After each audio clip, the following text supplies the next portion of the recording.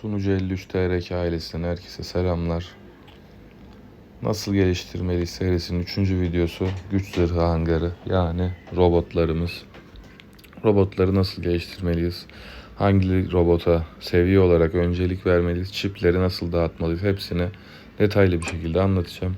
Öncelikle robotlarımız ne işe yarıyor? Robotlar hem saldırıda, savunmada hem de tutuklama savaşlarında bize yardımcı oluyor, güç kazandırıyor. Şöyle savunmada otomatik şu an atanmış en güçlü robot. Birisi bize saldırdığında otomatik olarak robotumuz devrede. Biz saldırdığımızda da şöyle yapalım. Saldırıyor. Bakın kahramanların sağında yine robotumuz devrede. Buradan zaten en güçlü robotumuzu görebiliyoruz. Robotun çip seviyelerini, yetenek seviyelerini de görebiliyoruz. Bu şekilde robotun detaylarını da görebiliyoruz. Saldırıda, savunmada ve şöyle gelelim. Meydan okuyalım. Bir tane tutuklama yapalım hatta. Arenada bütün tutuklama yerlerinde bakın mahkum güç zırhı gördüğünüz gibi yerleştiriyoruz. Hem çekirdek seviyesine göre yeteneği var hem de otomatik saldırılar yapıyor. Şu an gördüğünüz gibi bir tane örnek olması için arena savaşı yapıyoruz. Ve yeteneğini de kullandı robot. Evet, kazandık bunu. Kapatıyorum şimdi. Evet, güç zırhı hangarımıza geliyoruz. Robotların ne işe yaradığını anlamıştır herkes. Şimdi sezon 1, sezon 2 ve sezon 3 robotları var. Şu an şurada 2 boş olan sezon 3 robotları henüz gelmedi. Sezon 1 robotlarımız 1 numara ışık konisi, bombacı robot, 2 numara Herkül A, tetikçi robot. Sezon 2 robotlarımız 3 numaralı robot Plüton, bombacı, 4 numaralı robot korucu, tetikçi robot. Şimdi robotlarımızı geliştirebilmemiz için bir robotların seviyesi var, bir de çekirdekleri var. Şimdi robot seviyesi ne işe yarıyor? Onu göstereceğim hemen. Şöyle 1 numaralı robota geleyim. Şu an maksimum seviyede. Maksimum seviyeye getirdiğimiz zaman robotu, şurada gördüğünüz bombacı saldırı ve savunması bakın %39 yazıyor. 1 ve 2 numaralı robot, sezon 1 robotları maksimum 60 seviyeye çıkıyor zaten. Şu aşağıdaki saldırı ve savunma. Şimdi şuradan göstereyim daha güzel bir şekilde. Bakın 20. seviyede bu. %17 veriyor bombacı saldırı ve savunmaya. Yükselt dediğimizde %17 40'a çıkacak. 21. seviyeye yükselecek. Burada bakın bu 85. Bu 3 ve 4 numaralı robot. 2. sezonun robotları 90 seviyeye kadar çıkıyor. Bunlar da %69'a kadar ulaşıyor sanırım saldırı ve savunması. Şurada 2 numaralı robota bakın. Bakın bunun da 39. Bunların seviyesini yükseltmek önemli. Kullanacağımız robotun seviyesini yüksek tutuyoruz. Bazı kullanmayacağımız robotların seviyesini de yükseltmemiz gerekiyor. Şimdi onun sebebini de anlatayım. Evet, 1 numaralı robota girdim. Şimdi bir seviyemiz var, bir de çekirdeğimiz var. Şimdi seviyeleri kullanacağımız robotları geliştireceğiz dedik. Bazı kullanmayacaklarımızı da geliştireceğiz. Neden? Şimdi şurada gördüğünüz gibi pilot diye bir yeteneği var bu robotun. Bu yetenek şu an seviye 6'da. Bakın şöyle gösteriyor. Bu seviye 6 şöyle gelişiyor. Robotun kendi seviyesine göre. Şimdi şurada benim 4 numaralı robotuma giriyorum. Pilot yeteneğine giriyorum. Bakın 90. seviyede bu yetenek 9. seviyeye ulaşacak.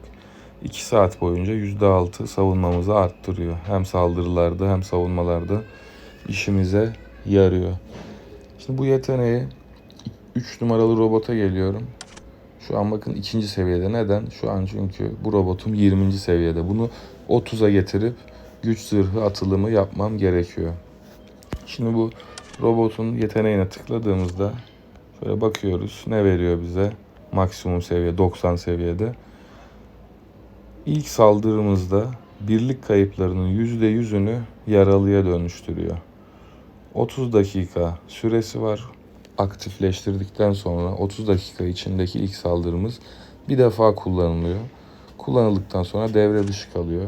Bu yeteneği geliştirdikçe gördüğünüz gibi %100'e kadar çıkıyor. Önemli bir yetenek. Ben ikinci olarak bu robotu geliştireceğim. Onu da söylemiş olayım. Hangi robotların seviyesine öncelik vermeliyiz? Şimdi size onu anlatayım. Sezon 1'de çok fazla savaşmıyorsak, ortalama bir güçteysek, yani klanımızın böyle belirli tutucu oyuncuları olur. Onlardan birisi değilsek, bu mahkum güç zırhını, burada bunun seviyesini geliştirmeye 1 ve 2 numaralı robotun harcamayın. Neden harcamayın? Sebebini anlatayım size. Şimdi 1 numaralı robota, zaten şu 1 ve 2 numaralı robot maksimum 60 seviye çıktığı için bunlara çekirdekte basmayacağız. Dediğim gibi eğer bonuslarından faydalanan, yani garnizon lideri bir oyuncu değilseniz bunlara mahkum güç zırhı, XP'lerinizi, tecrübe puanlarınızı harcamayın. Şimdi 1 numaralı robota geldik. Bize verdiği şey görüyorsunuz. Seviyeye bağlı olarak 60'a getirirsek %10 inşaat hızı veriyor. 30 dakika boyunca geçerli. 30 dakika içinde başlattığınız bütün inşaatlara %10 hız veriyor. Yani işlevsel bir yetenek. Olmasa bile büyük bir kayıp değil. 2 numaralı robota geliyorum. Bakın. Yeteneğine bakıyorum. Şöyle. İlk kaynağa yolladığımız askerler kaynağı direkt toplayıp geri dönüyor. Normalde mesela 8. seviye bir yemek kaynağı 28 milyon. Biz oraya 28 milyon kaynak toplamaya asker gönderdiğimizde mesela örnek veriyorum 10 saat süresi var. Bu yeteneği kullandığımızda ilk yaptığımız kaynak toplama işlemi süresiz oluyor. Gittiğimiz gibi direkt topluyor ve geri geliyor. Bu yeteneği geliştirmemiz de sadece yeteneğin cooldown'ını, yani bekleme süresini azaltıyor. Bakın bir gün 20 saatten başlamış 16 saate düşmüş. Yine işlevsel bir yetenek, olmasa da olur. Ama kaynak sıkıntısı çeken arkadaşlar bu, şuradan göstereyim, 2 numaralı robotu birinci seviyeye getirip, yani açıp şu yeteneği sadece kullanarak bekleme süresini düşürmeden, yüksek seviyelere getirmeden yani kaynak toplarken destek vermesini sağlayabilir. İşlevsel bir yetenek. Sezon 2'de daha güçlü olmayı planlıyorsanız mahkum zırhı, tecrübe puanlarınızı 1 ve 2'ye harcamayın. Yetenekleri çünkü işlevsel yetenekler. Şimdi 3 ve 4 numaralı robotumuza geleceğim. 3. robota geliyorum. Yeteneği bizim için çok değerli bir yetenek.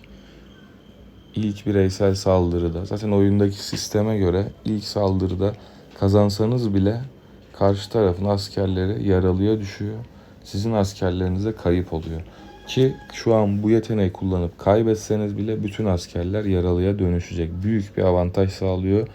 İşlevsel bir yetenek değil, savaş yeteneği direkt olarak. Bu yüzden 3 numaralı robotu hiç kullanmasak bile, yani bunun bombacı saldırı savunmasını aktif olarak kullanmasak savaşlarda yine de maksimum seviyeye getirmemiz gerekiyor. Şimdi 4 numaralı robota geliyorum. Robotlarda zaten tetikçi olanlara öncelik verip tetikçi olan robotu savaşta kullanıyoruz. Yeteneğine geliyorum. Bakın şurada 2 saat boyunca bütün birliklerin savunmasını %6 arttırıyor. Gerçekten bu da çok önemli bir yetenek. İşlevselliği yine savaş yeteneği. Bu tetikçi robotu kullanmayacak olsak bile yeteneğinin maksimum seviyede, şu pilot yeteneğinin maksimum seviyede olması gerekiyor. Ki benim tavsiyem sezon 2'de 4 numaralı robotu kullanmak savaşlarda ve savunmada. Tetikçilerimize güç veriyor. Evet, seviye bu şekilde ilerliyor. Robotların bu arada şu mahkum güç zırhı, tecrübe puanı ve çekirdek çantalarını şurada bende şu an açıldı. Videoda göstermek için beklettim. Üstüne tıklayarak şuradaki kutunun, bakın alıyoruz. Yani 70 exp verdi. 2 tane güç modülü verdi. Bu güç modülleri de her robota 10 seviye atlattığımızda, robotu ilk açarken de her 10 seviyede bir de bizden güç zırhı istiyor, güç modülü. Bunları orada kullanıyoruz. Bunlar da çekirdek için verdiği çipler. Her bir çipin içinden her bir kutunun içinden 2 tane çip çıkıyor. Şimdi bunu aldık. Bu günde 2 defa veriyor bize. Şöyle üstüne bastığımızda yüzdesel olarak gelme oranları var. Zaten 70 çok fazla geliyor. Daha önceden 70 yoktu, sonradan eklendi. Şimdi %52 gördüğünüz gibi maksimum verebildiği 3000 ama %0.7 veriyor. 1500'ün oranında %3. 1500 alırsanız bütün günü mutlu geçirebilirsiniz. Çünkü bu bile çok zor geliyor, öyle söyleyeyim. Yanında da tabii sandıklar veriyor ve güç modülü veriyor. Bu güç modülü de, gelişmiş güç modülü de robotu 10 seviyede bir atlatmak için kullanıyoruz. Atılım yapıyoruz. Şimdi robotların çekirdek yeteneklerine geliyorum. Şimdi yine bir numaralı robottan başlayayım. Bakın, soldaki yetenek robotun seviyesiyle ilgili. Sağdaki çekirdek yetenekleri ise çekirdek evrimiyle ilgili. Şimdi onu anlatacağım. Bu robotun seviyesini kaç yaparsanız yapın, içinde herhangi bir çekirdek yoksa bu yetenek açılmaz. Ama seviye yeteneği her zaman açık. Şimdi şöyle gelelim. Bakın 2'de de çekirdek hiç yok. Bunun çekirdek yeteneği de kapalı. 3'e geliyorum. Yine aynı şekilde. 4. robotumda benim çekirdeklerim. Burada şimdi çekirdeğe tıkladım. Bakın. Çekirdek 3 kola ayrılıyor. Sol, sağ ve üst taraf. Yani üst tarafımız mavi, sağ tarafımız mor, sol tarafımız turuncu. Bunlar ne işe yarıyor? Mavi olan bireysel olarak bir saldırı yaptığımızda aktif oluyor. Tabi bu robotla yaptığımız saldırılarda, bireysel saldırılarımızda işte ölümcüllük ve SP'leri arttırıyor. Tetikçi, bombacı, kalkanlı hangisini geliştirirsek veya direkt birlik olarak verdiğimizde bütün birliklere veriyor. Tetikçi, kalkan, bombacıya. Mavi olan bu şekilde, mor olan şöyle sağa doğru geldim. Mordaysa şöyle bir şey var.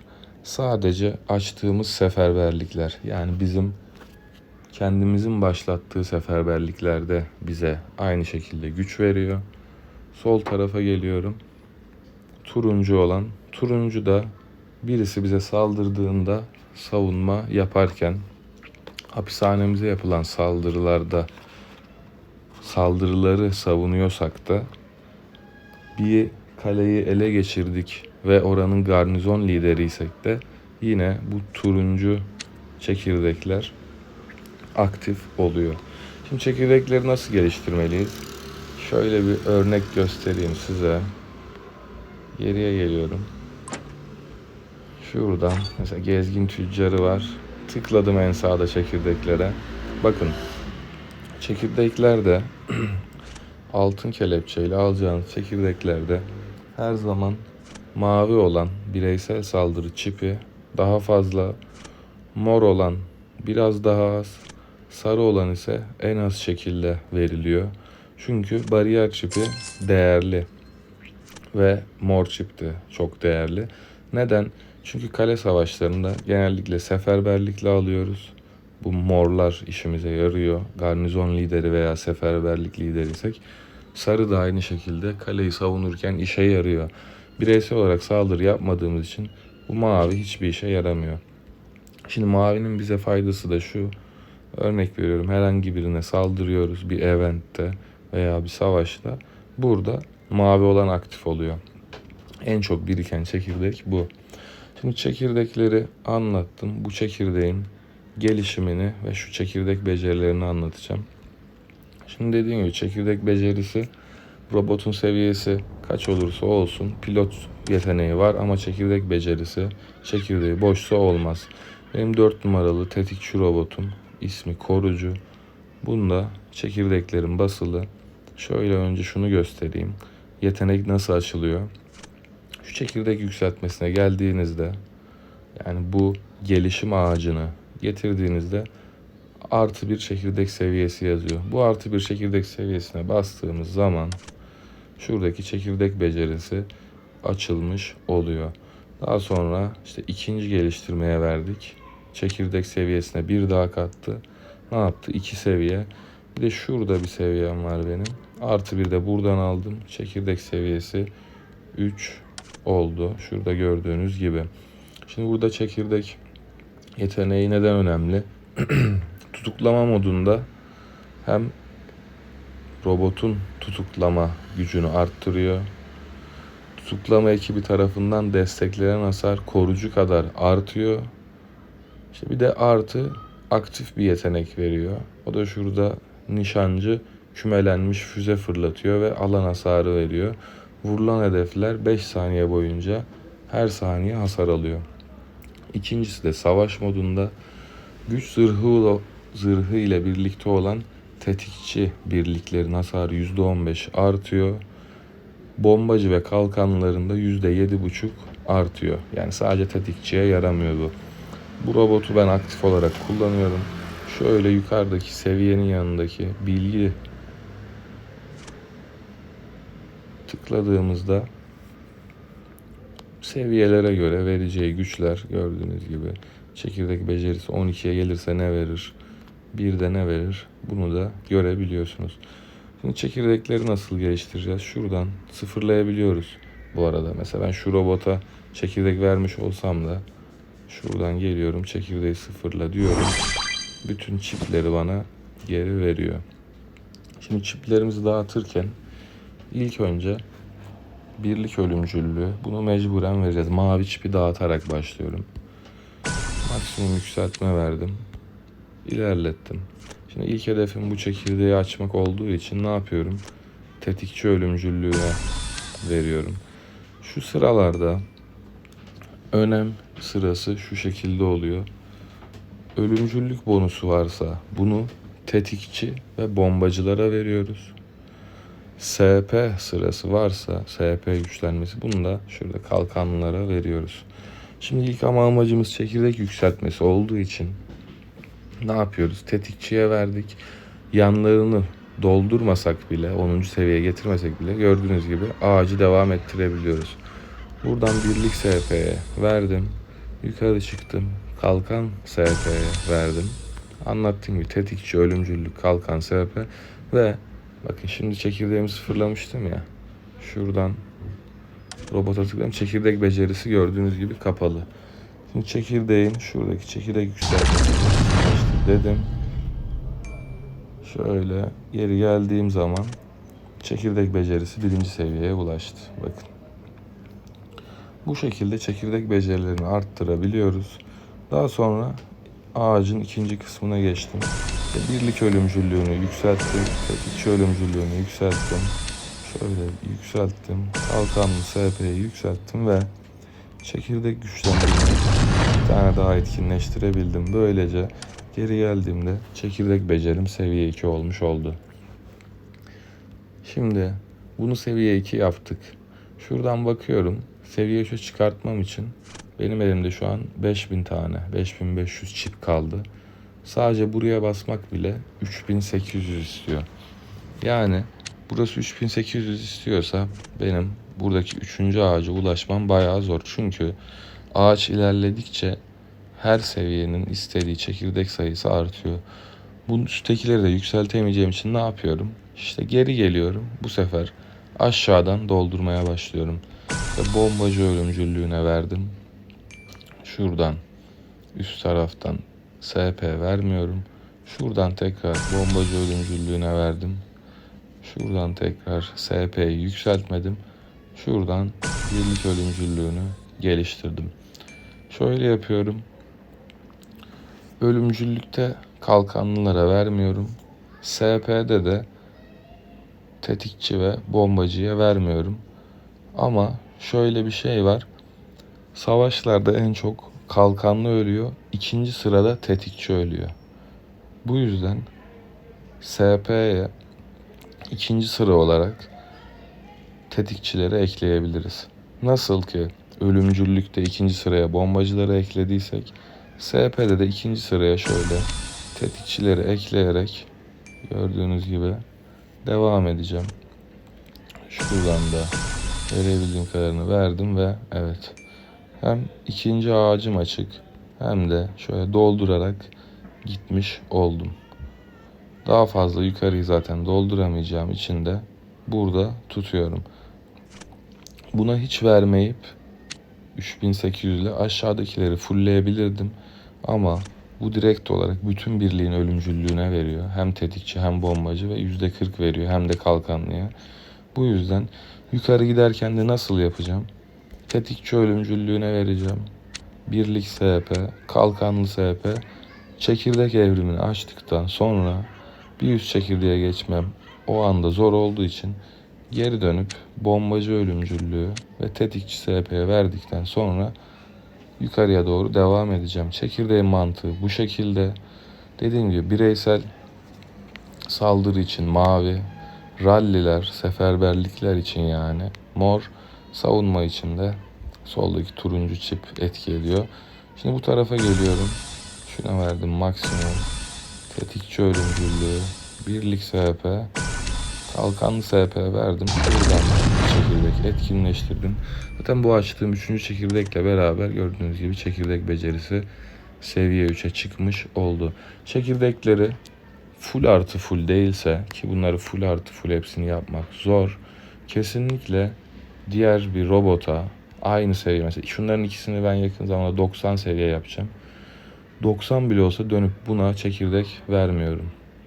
Tek robotta tutuyorum. Bununla ilgili tek bir durum var.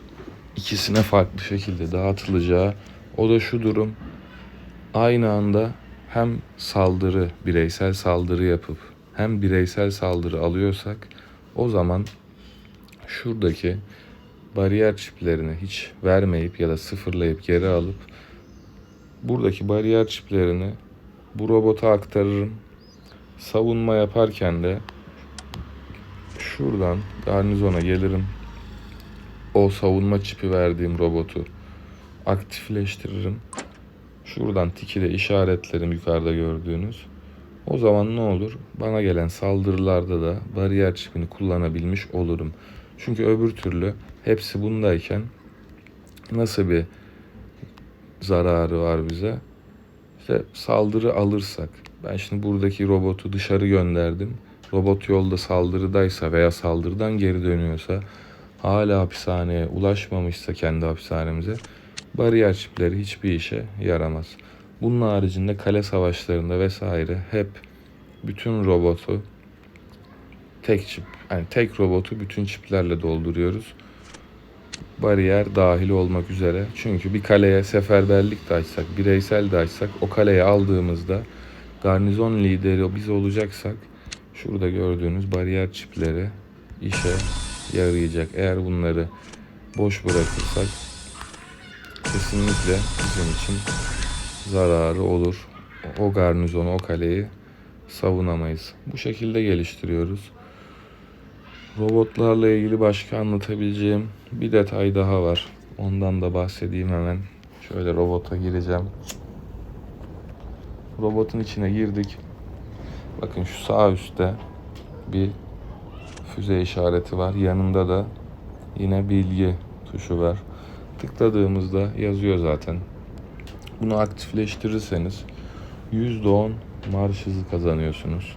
Yani 100 saniye sürecek bir marş 90 saniye sürüyor. Robot maksimum seviyeye geldiğinde sadece aktifleştiriliyor. Şöyle göstereyim, bakın bu da 60, bunda da açık. Ama bu mesela maksimum seviyesi 90 olduğu için açamıyoruz. 90 olduğunda açılacak. Bu açılıp kapanabilen bir şey. Neden kapanıyor? Bunun sebebini de anlatayım size.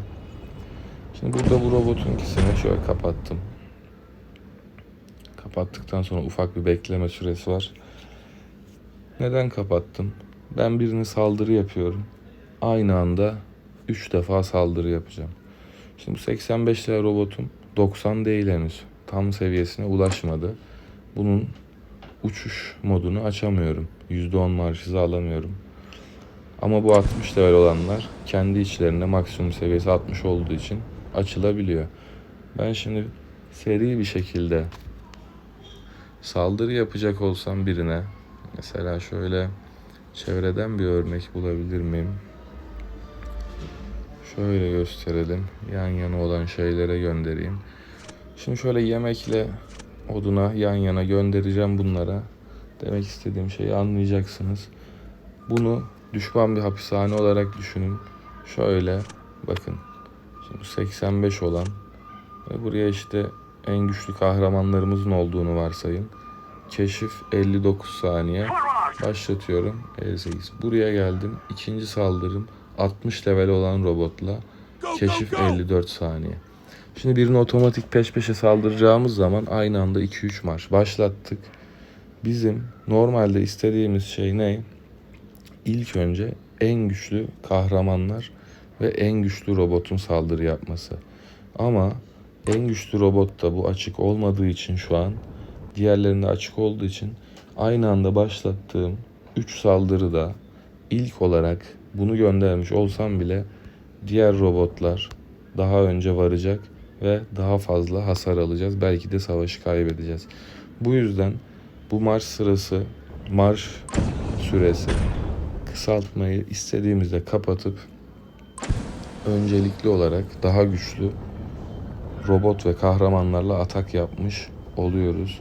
Bunu kapatmayı unutmamamız lazım. Unutursak dediğim gibi aynı anda 2 marş gönderdik. En güçlü kahramanlarımız ve robotumuz burada. İlk bunu gönderdik. İkinci olarak bunu gönderdik. Biraz daha güçsüz kahramanlar ve bu robot. İlk olarak güçsüz olanlar saldırı yapar. Ya kaybederiz ya da dediğim gibi 1000 asker kaybımız olacaksa 10.000 olur boşu boşuna. Buna da dikkat etmek gerekiyor. Bununla ilgili başka anlatabileceğim ne var? Şöyle ittifak dükkanından, bakın ben zaten şunu komple aldım. Şurada mahkum zırhı için exp alabiliyorsunuz. Şurada güç modülü sandığı alabiliyorsunuz. Güç modülü sandığı da ne işe yarıyor onu da göstereyim hemen size. Şuna da basalım. Şurada kaynaklar, diğerlerine geldik. Bakın burada çipler de var, sandıklar. İstediğimde böyle açıp kullanabiliyorum. İçinden 2 tane çip çıkıyor. Şimdilik bekletiyorum bir şey sağlamadığı için. Robotu ilk açışta ve 10 seviyede bir atlatırken bu güç modülü ve gelişmiş güç modülünü istiyor. Bir de şöyle güç modül sandığımız var. Hediyelerden geliyor bazen, ödül olarak etkinliklerden, bazen de ittifak dükkanından vesaire alabiliyoruz. Bu da ne işe yarıyor? Şöyle bir tane mesela kullan dediğimizde bize ya 5 tane güç modülü veriyor ya da bir tane gelişmiş güç modülü. Yani şunlardan veriyor. O anki duruma göre, ihtiyacımıza göre bunu da kullanıyoruz. Bu da dediğim gibi şöyle ittifak dükkanında oluyor. Yine mahkum zırhı verisi de. Şurada da var. Şu an benim ihtiyacım olduğu için bunu almadım. Bu şekilde robotların gelişimi, kullanımını bu şekilde yapıyoruz. Şöyle şunu da almışız, basalım. Başka da şimdilik bu konuyla ilgili anlatabileceğim bir şey yok. Sezon 3 robotları geldiğinde yine onlardan da bahsederiz. Bu arada robot yeteneklerinde şöyle bakın, şurada mesaj kutusu. Bir altında robot yetenekleri var. Gösteriyor. Bende bütün yetenekler açık. Ama dediğim gibi şu ilk 2 yetenek olmasa da olur. Eğer klanınızda sezon 1'deyseniz bonuslarınızdan kale savaşlarında klanınız zaten faydalanmıyorsa 1 ve 2. robotu geliştirmeye, bunları almaya gerek yok. Bakın şuradan bildirimlerini kapatıp açabiliyorsunuz. Ben de şu ilk 2 bildirim kapalı. Çünkü işlevsel. Ama 3 ve 4.'ünün bildirimi bakın açık. Şu kırmızı bildirim geliyor. Neden? Savaş yetenekleri olduğu için, unutmamak adına. Buradan şöyle göstereyim. Pilot yetenekler. Orada çekirdek yeteneği zaten otomatik olarak tutuklamada da savaşta da kendisi kullanıyor. Bunun gibi herhangi bir bekleme süresi ya da böyle basıp kullanayım gibi bir durumu yok. Şimdilik anlatacaklarım bu kadar. Umarım sorusu olan bütün arkadaşlara yardımcı olabilmişizdir. Farklı olarak da anlatabileceğimiz bir şey var mı bu konuyla ilgili? Sanırım başka bir şey yok. Evet, başka sorusu olan arkadaşlar olursa yine yorumlarda belirtebilir. Bana özelden yazabilirler.